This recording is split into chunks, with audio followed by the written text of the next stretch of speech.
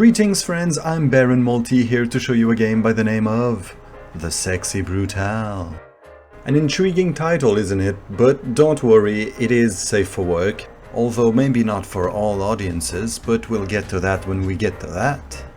This game was released in 2017 and co-developed by Cavalier Game Studios and Tequila Works. And for once I've chosen to show you the very start of the game, including the tutorial, for the simple reason that it is a narrative puzzle game. Which means spoilers are inevitable, and I would rather spoil the start of the story and the easier early puzzles. So I'm gonna take you through as little as is necessary to illustrate what the game is about and to support my opinions of it. Fortunately for me, the game loves to bombard you with mysteries at the beginning, but not so much answers, as we will see in just a moment. The Marquis is the enigmatic owner and creator of the Sexy Brutale casino mansion. Every year he throws an extravagant masked ball for a select party of guests. His impeccably trained staff cater to their every desire, but this year something is terribly wrong. The guests aren't getting what they want at all. But you can find that out for yourself, Lafcadio Boone. After all, you have all the time in the world.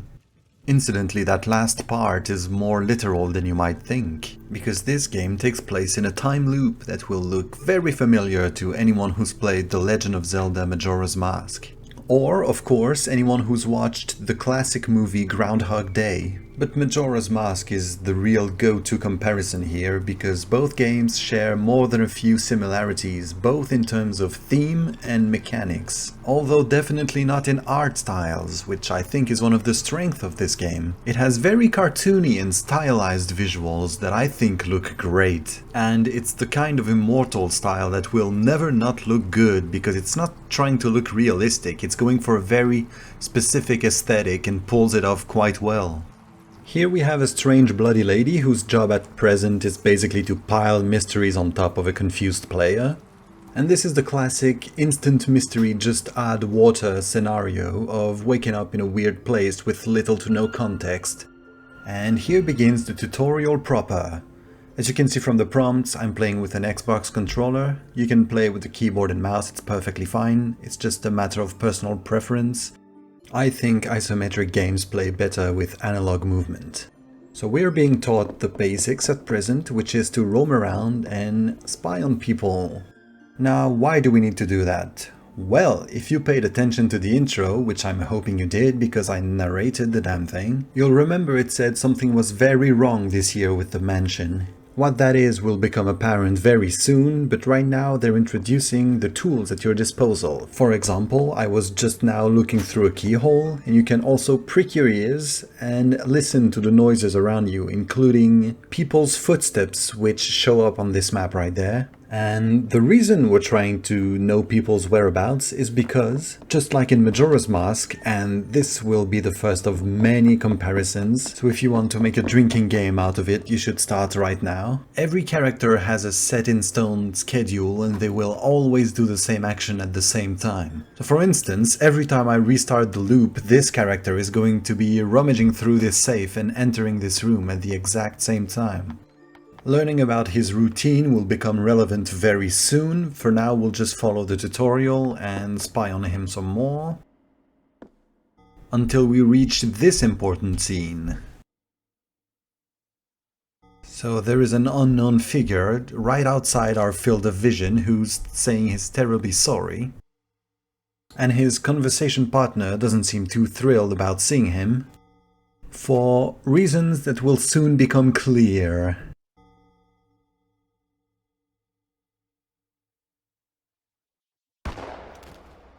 Yeah, that kind of reason.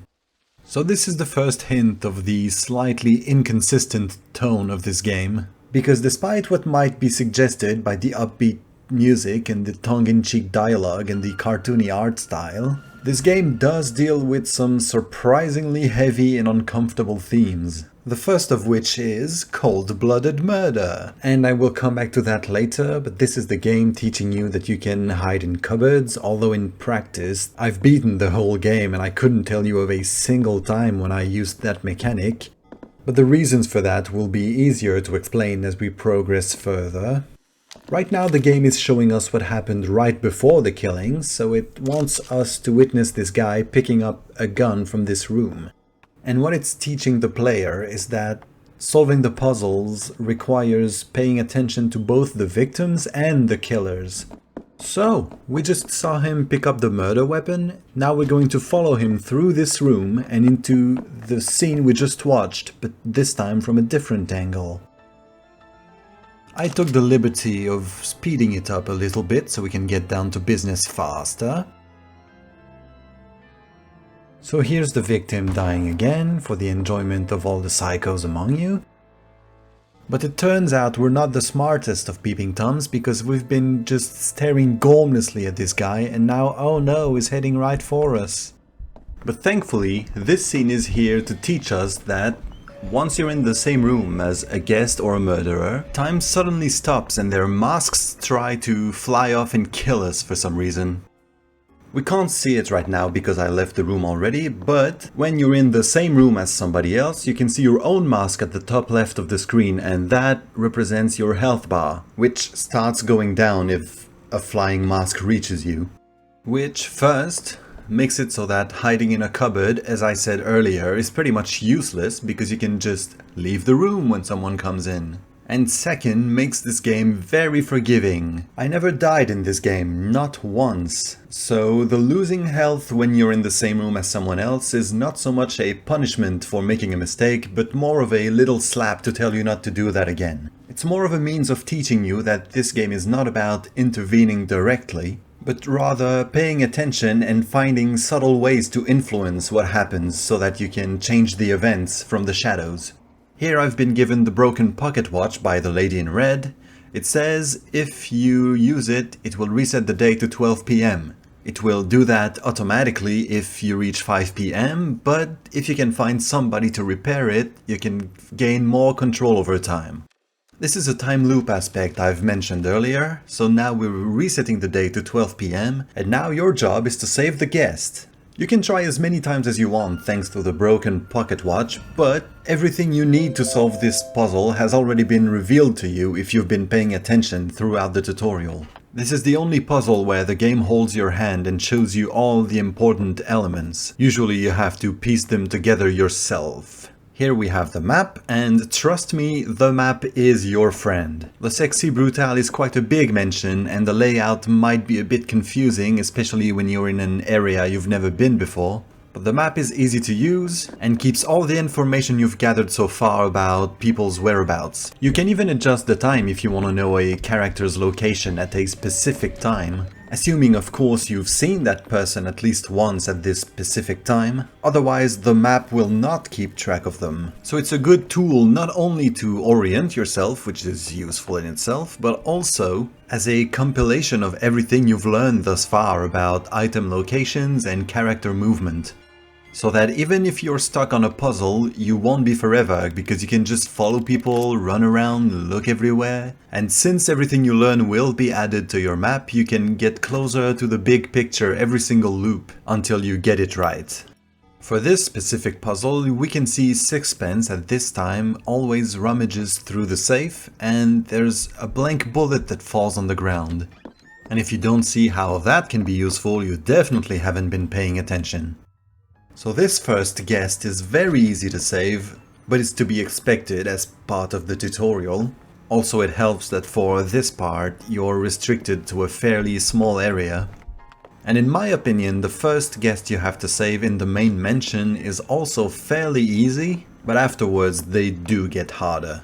But getting back to the puzzle at hand, I've put the blank cartridge into the gun that the murderer uses. And thankfully, when you complete the specific task needed to save a guest, it jumps straight to the cutscene. So you don't have to wait around and kill time for no reason, which I appreciate. So we are familiar with this scene by now, we've seen it twice already, this is the third time, but this time, things will not go as planned for Mr. Murderer over here. Aha! Consider your plan foiled! So this is the typical cycle for this game. You run around, see how the next guest is going to die, find who's going to kill them, and find out how to stop them. Then, just like Majora's Mask, take a drink, you unlock a new ability or power from the person's mask, as well as, most of the time, a new area of the mansion to explore where the next guest on the list will be. Along the way, you'll also learn more about the mansion, about the guests, about this whole situation and what's happening, until there's a big finale at the end where everything's revealed, all the pieces fall into place, and your thirst for answers has been thoroughly quenched. I say that because, without wishing to spoil, the game takes a bit of a turn towards the end.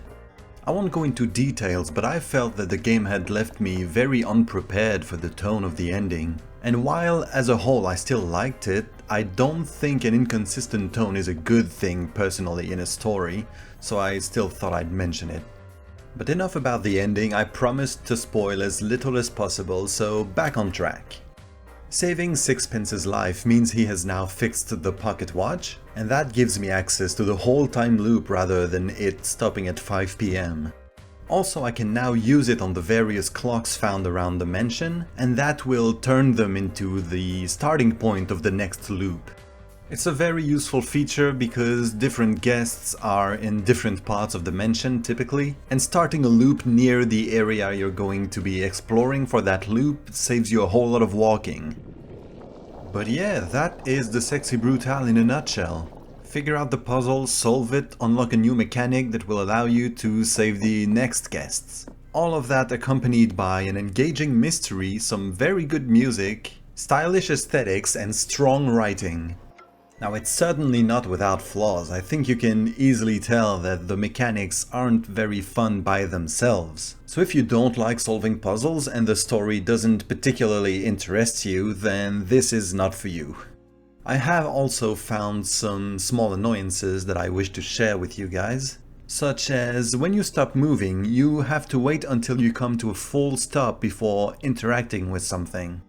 It might sound irrelevant, but considering how many times you interact with objects or move through doors, when half of those button presses are ignored because you're still in the process of stopping when you press them, that tiny complaint stacks up after a while and ends up being at least a medium-sized annoyance. On the other hand, I do like the amount of effort that went into just the sheer amount of interactable objects in the game. There's typically several in every single room, and examining them offers you some fluff text or some world-building element. It's a commendable attention to details in my book, and it really helps make the game feel more engaging. I do, however, think it was a bad idea to make the time keep ticking when you're reading them. Sometimes there were interactable objects I was curious about, but I didn't stop and read the fluff text about them because I knew I was short on time for this loop. And if finding out some inconsequential information about something meant that I had to do another loop to solve the puzzle, then it was a hard pass for me. Oh, and brace yourselves for the most minor criticism in the history of video games. Here goes. If you're using a controller, you can only navigate the menu options using the left stick, but personally I like using the D-pad, so there you go. Now I'm really feeling petty. But anyway, dear listeners, this is as much as I'm willing to show you in order to avoid spoiling future mechanics and puzzles. So there you have it, ladies and gents, the Sexy Brutale. It's a neat little game. It gets my seal of approval. It's available for $19.99 USD or your regional equivalent on Steam, among many other platforms. Thank you for watching. This has been Baron Multi. Remember, you're always welcome in my barony, where I hope to see you next time.